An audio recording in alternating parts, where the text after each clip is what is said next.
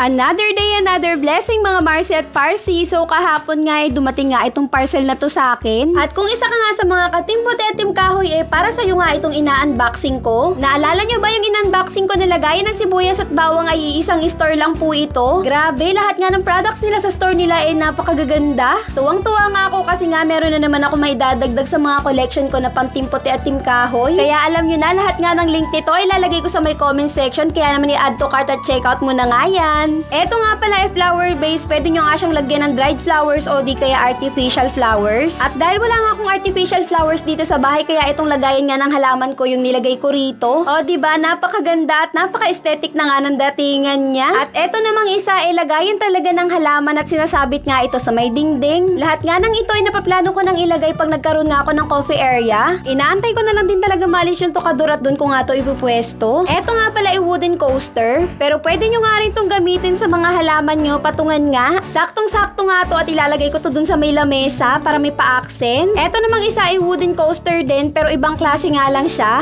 So eto nga pala lagayan ng kape at saktong-sakto nga din dito yung 50 grams. Kasya nga din dyan yung mga tea o di kaya mga twin pack na hinati sa gitna.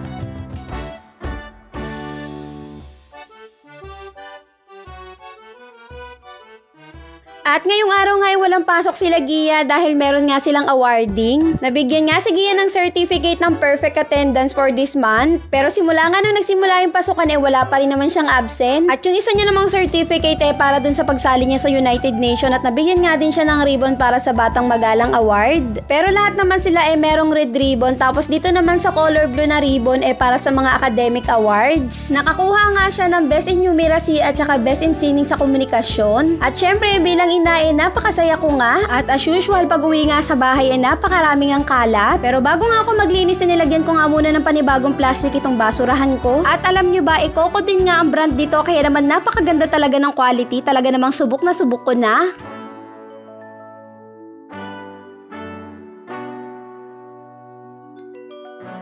Marami nga ako nababasang comment na lagyan ko daw ng plywood itong upuan para kahit papano maging maganda siyang tignan. Pero hindi ko na nga po iniisip na pagkagastosan pa to kasi hopefully nga next month mapalitan na nga rin siya. At pagkatapos ko nga mapagpagan at may urong yung mga upuan nagwalis na nga rin ako dito sa may sala. Dahil kahapon nga nalabhan ko na yung carpet at bago ko nga siya ibalik dito kailangan malinis nga muna dito sa may sala. At para talaga masimot yung mga alikabok nagmap na nga rin ako dito. Abay simula talaga nung nagkaroon ako ng map mas napapabilis nga yung paglilinis ko. At kung matagal ko na nga kayong followers, alam nyo nga na dati wala talaga akong map at mano-mano lang talaga yung pagpupunas ko dito sa sahig.